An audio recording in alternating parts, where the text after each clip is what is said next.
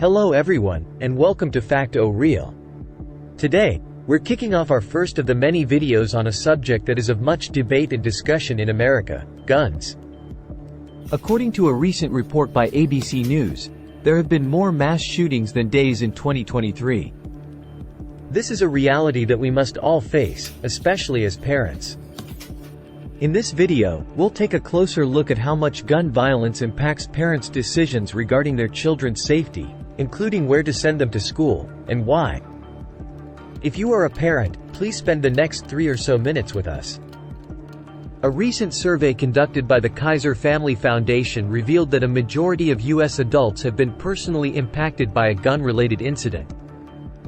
This has led many parents to question where to send their children to school, with 1 in 5 parents having either moved their children to a different school or considered doing so due to fears about gun violence.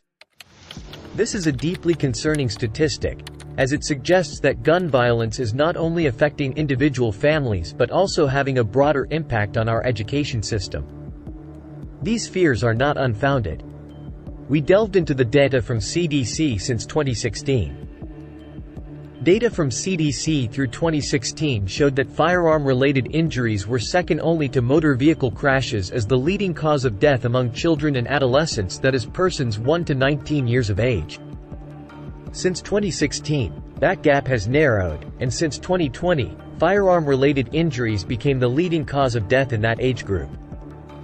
The blue line indicates deaths caused by motor vehicles and traffic accidents, whereas the red line indicates deaths caused by firearms. We looked at the 2020 CDC data more closely. We found out that the top 7 causes of death for children and teens ages 1 to 19 in the United States are heart diseases, substance abuse, cancer, congenital diseases, other injuries, motor vehicles, and firearms. Firearms were the number 1 cause of death for children and teens ages 1 to 19 in the United States, taking the lives of 4,357 children and teens.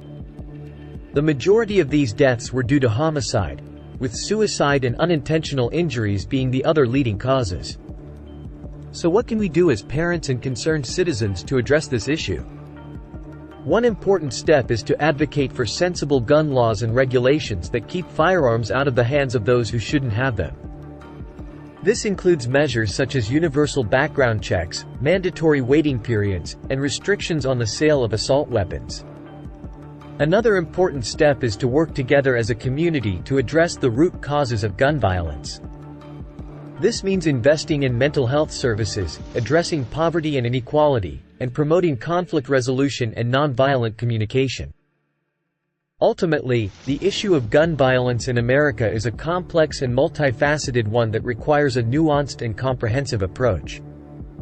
As we continue to discuss and highlight key findings, one item at a time, please drop us a like and hit the subscribe button.